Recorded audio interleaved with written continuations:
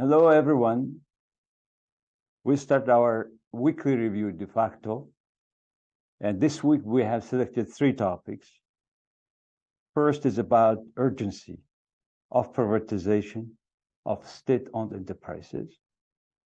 Second topic about student loans misused for the privileged ones. Third, how is implementation of the UNCAC? Check it. United Nations Convention Against Corruption. So let's talk about each of them. First of all, about state-owned enterprises.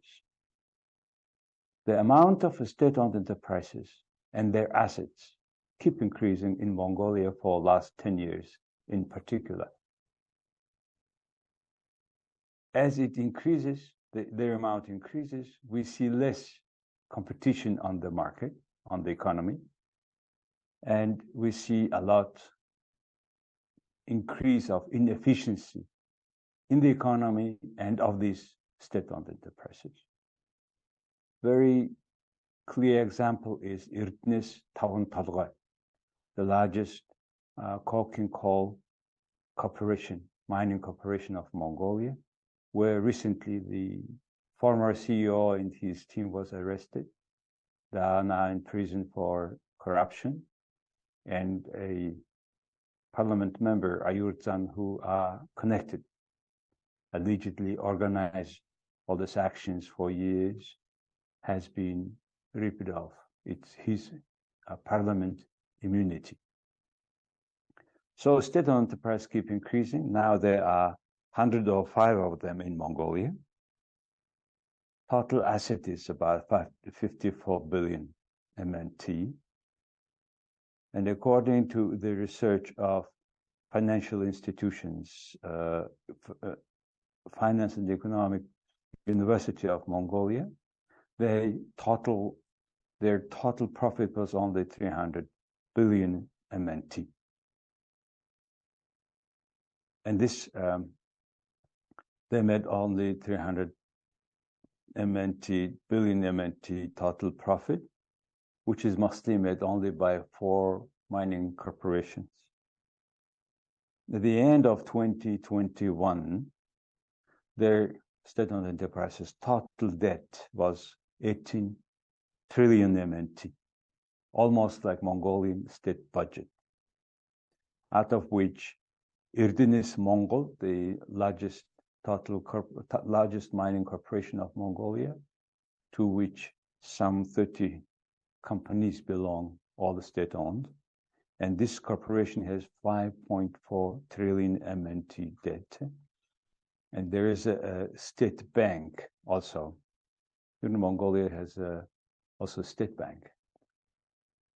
And it has 3.4 trillion MNT debt, and Development Bank of Mongolia 3 trillion, and Mongolian Railway, state-owned railway corporation, 1.5 trillion, and Irdinet a bit less than 1 trillion MNT.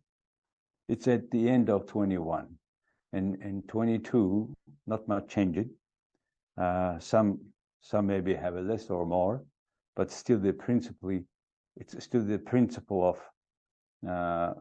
the debt, including foreign debt, are still remaining almost the same. And the remaining state-owned enterprises have either profit or loss, no profit or loss. According to this Financial Economic University estimation, 45% of these state-owned companies are almost bankrupt. 25% has a very high financial risk, and 14% only can work profitably. So why is that all the state-owned enterprises keep seizing a pie in the economy, but keep also increasing their debt, and they are working with the loss? Why? First of all, it's a governance issue.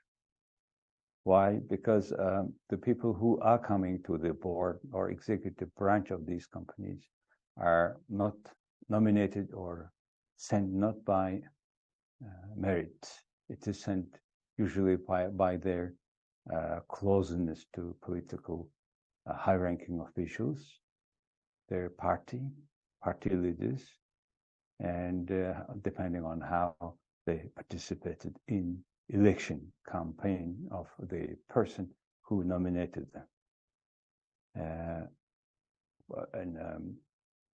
And also the board members are mostly consisting of other public officers, mostly heads of departments, in particular from the Ministry of Finance and other economic related ministries. And not only a person there is sitting on the board of not only one company, maybe of 5-6 companies, which makes a great channel of additional income, other privileges. So that's the reason why at the end ministries, they don't want to privatize these companies. A minister, typical minister, would promise before election that they will privatize, but at the end, he needs or she needs a company, state-owned company, that is as large as possible. So that's probably one of the many reasons why the state-owned enterprise are not privatized and keep staying there, and even with the operation with the loss. So how we should privatize that? That's another question. Maybe we have so-called strategically important companies. And nobody has in the world this kind of names, because if a company is not important strategically, then why you would have that company? So all companies should be classified differently. To me, for example, it could be commercial and non-commercial companies, if state-owned companies are to exist there. Commercial meaning it should work for profit, non-commercial for not profit. So I suggest commercial state-owned enterprises must not have on the board anybody from public office, because public offices are not for profit.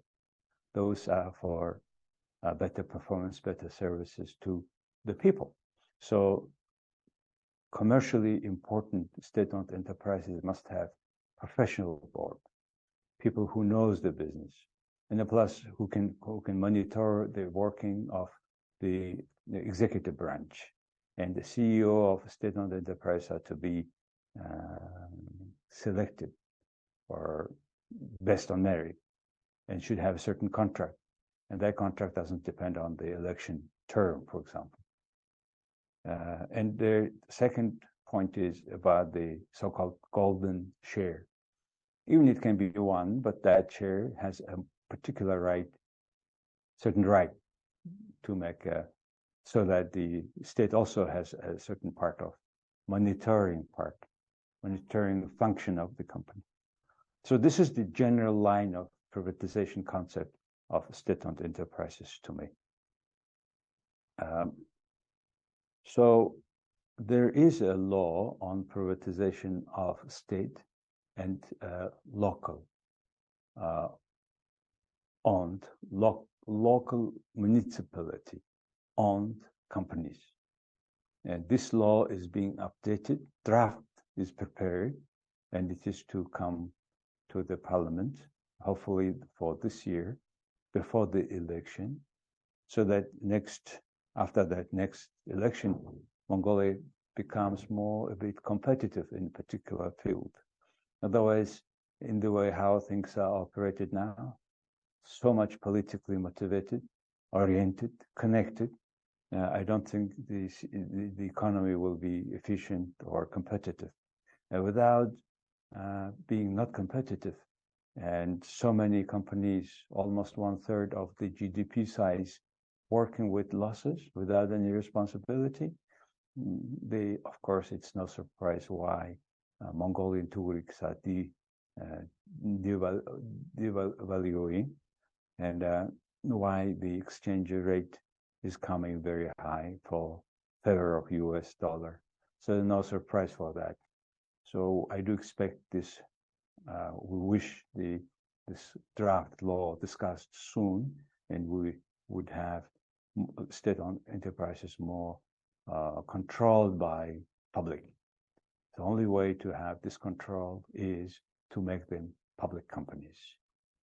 So that's our first topic today. So our second topic about the education loan, we call it, it's actually a student loan, but we call it education loan fund. Through this fund, many loans were given to people for almost more than 20 years, but I have only for the last 3 years how much they have given a loan statistics. Last week, the Minister for Education and Science informed that this fund information will be public. And he made public, and some names come out. Surprisingly, many politically high-positioned people have been using that loan for years for their children, and the people who were operating this fund, who had the right to issue that loans, have been connected with corruption. So this is the information we have been receiving for years, but first time we see some names. Those names include many people, including the current speaker, who got $106,000 for his two daughters, but it was paid. It was particular said by the related people. And who else? Another parliament member, Aratna, said got $165,000 for his children, and another minister, Helvin Bich, also for his daughter, and it was $115,000. And Deputy Prime Minister Son got, and he said paid. And the former general manager of Ulaanbaatar City, who is on a run now since 2018, Batum Junai got also money for his daughter, and etc. The former chief police department, Sandagocher, also 15,000, etc. And surprising long list of officials, high-ranking officials, who got this money. And the question comes for the public that, they say that it's no surprise why the ordinary people could not have this loan. So, it creates a kind of in the Mongolian education system. Now we have private schools, and which is very good, efficient, and that's why everybody wants their child to go there. And this high efficiency in private sector in education and low efficiency in the public part of education creates, unfortunately, a huge segregation or separation of public, and down the road we will have a highly educated, high income population, very small, relatively lower quality educated mass. So it may have a big, at the end, big conflict between them, which we should avoid. So what shall be made according to this, after this loan announcement, education loan announcement? Well, first, let me give you some statistics of this loan. In the year 2020, there was $2.5 million. In 2021, $3.8 million. 2022, $1.1 million were given as a loan to people. Hopefully, well, at least it come to equally to people, not depending on their income or political connections. But according to the list, it does not. So we need to change the situation anyway, because it's public money. The taxpayers pay this money.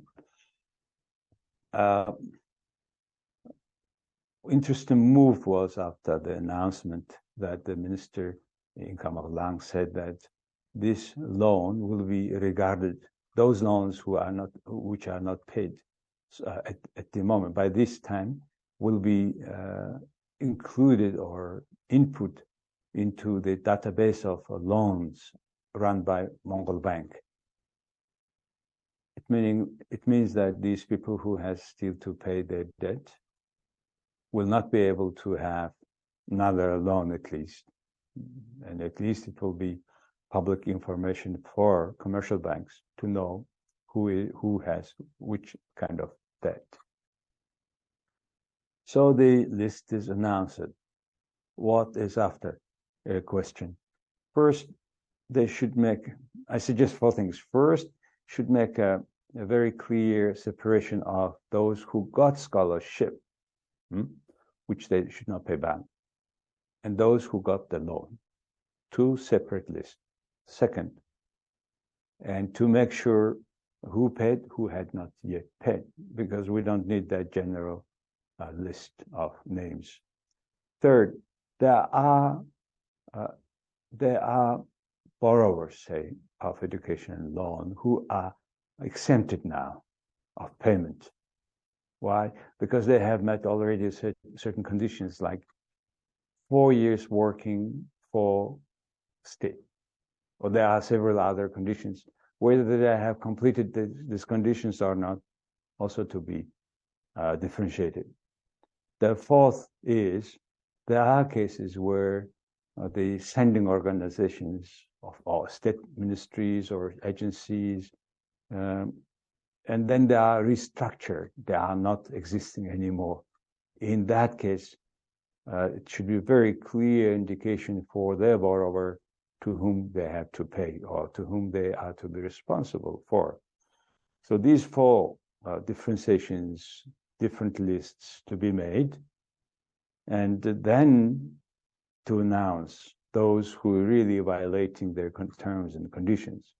Otherwise, just by naming their parents who are there, the list is very interesting, but it is not the main argument of having better system for financing education, which is to be equal opportunity for everybody, not depending on the origin of your family or wealth level of your family. Things should be more just.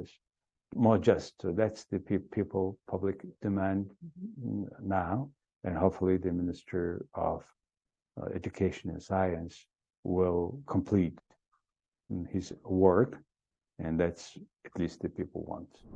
So this is our second topic. The third topic is about UNCAC or UNCAC, United Nations Conventions Against Corruption.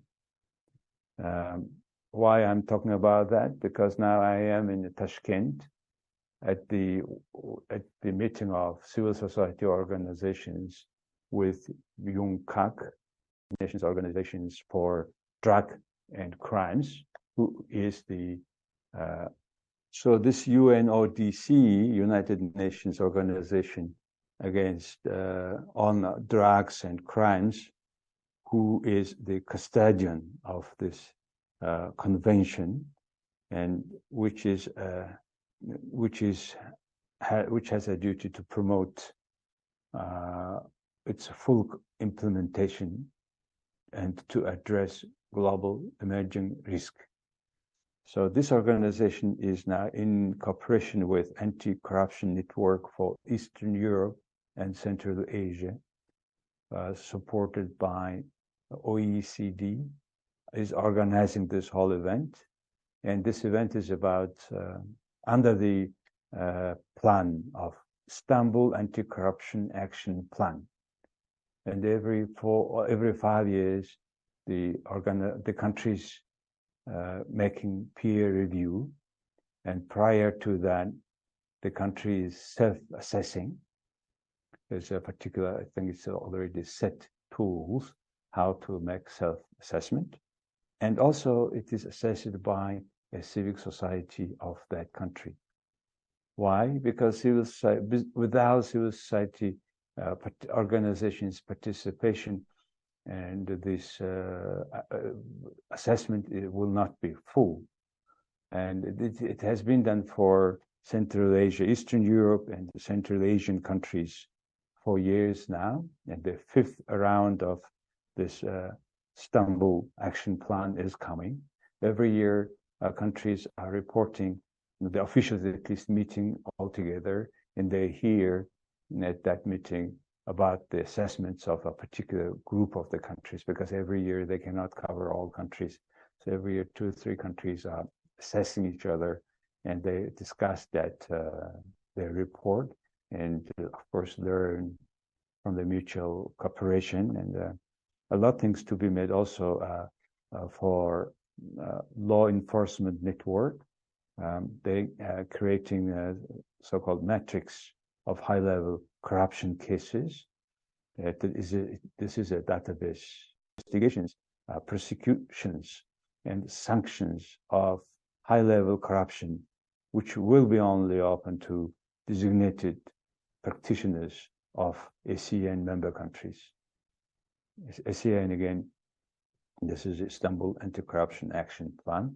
And the United Nations Convention Against Corruption is joined now by 190 countries. So the whole world is to fight together against corruption. And the corruption is becoming now international. And the particular provisions of bribery, active, passive bribery, not only covers the national officials, public officials, but also international organizations, international high officials. So by all front, the world is fighting against corruption, but the efficiency is increasing. But however, the amount of corruption is coming into huge number. Maybe also, for example, in Mongolia, because the corruption cases are now very actively disclosed, unlike before by the current cabinet of Prime Minister Oyun Yildirim, the coal theft, Development Bank of Mongolia corruption, and many, many other corruptions to follow. And because we are disclosing them more and more, the country may sound doing like a backstep in terms of fighting corruptions, but actually Mongolia is doing a better job for disclosing these corruptions of high-level officials. But however, as like in many countries, the missing or lagging point here in Mongolia is the court prosecutor, which they need to follow their procedures as well. But however, the concern among Mongolians is those judges are nominated by 2 previous presidents, and they are very reluctant to have a deal with to do the file with the corruptions, many of them related to these officials. So that's the situation of corruption in Mongolia, and I do believe that civil society organizations, as wider as possible, will help a lot to combat corruption in Mongolia. And corruption in Mongolia is the only stumbling block for our progress, as it is not only destroying the value of moral value, ethics of public officials, but also smuggling a lot of assets abroad. And that's why I saw a lot of activity in terms of asset recovery network of officials who helps each other to recover back assets stolen from a country. So that part is interesting, and I think Mongolia is now very new in these terms, because the previous governments were not talking about these assets allegedly taken away from the country, and in forms of now in houses in London, New York, an expensive place of real estate. So this is, I think, quite good directions, and we need to involve more state-owned enterprises, state-owned enterprise officials, cases, and Mongolia should have more public participating and civil society participating in this important but difficult work and we should help the related agencies like Independent Agency of Anti-Corruption in Mongolia, for example, who is the counterpart of this work in UNCAC, UNODC, and hopefully we will make a better job from next year in this regard. So these are three topics I wanted to share with you today. They are probably not the most important topics maybe in the country happened for last week. And I also found very important of taking away immunity, parliamentary immunity from 4 parliament members, which never happened before in the country. It was as a result of secret voting by parliament members. So I find certain will or to combat corruptions among the people running the country, parliament members. So these are another news I could have it on this de facto review. So anyway, thank you very much for watching me. And these 3 topics, you can see more in details on our website and also on TV, Tinker TV back, and on our website again. Thank you very much. See you next week.